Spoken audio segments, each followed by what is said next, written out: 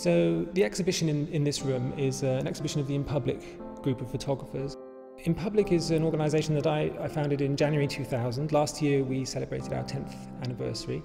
We started off with just 2 or 3 members, and now we have 20 photographers on 4 continents. And really I founded In Public in order to promote street photography as a way of working. It was largely ignored up until this time, and I think actually we've been very successful, because here we are 10 years later at an international photography festival dedicated to street photography. And I feel like to a certain extent it's to do with the audience that In Public have created over the last decade.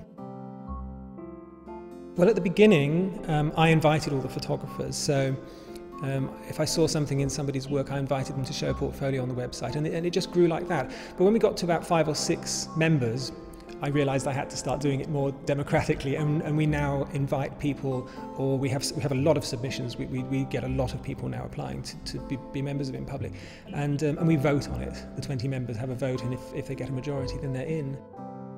It's not created artificially. It is completely dependent on the eye and the reflexes of the photographer.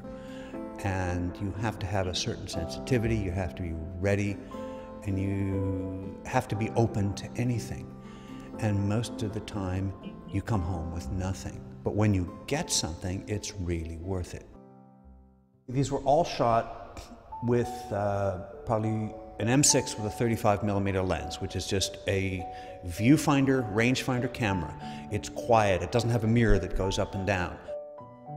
This was walking down Oxford Street a few years ago, and the light in Oxford Street at certain times of day bounces off the windows and back and forth, and it's like a spotlight. It's like theater lighting in reality, and you just sort of watch as people move in and out of as the actors move around the stage, really.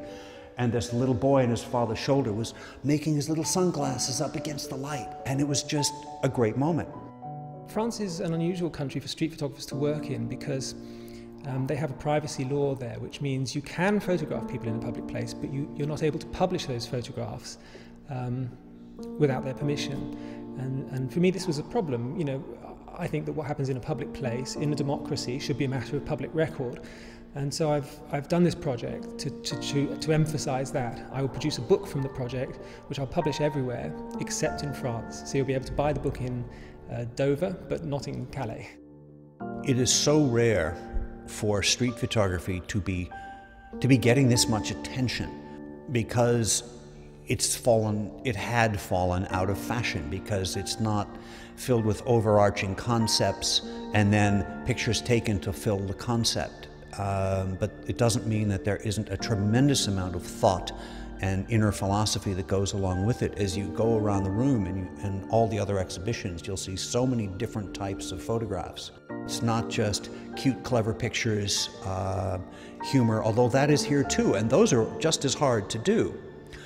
But you'll see all of that, and social commentary, and the beauty of the world, and the harshness of the world. You'll see all of that here.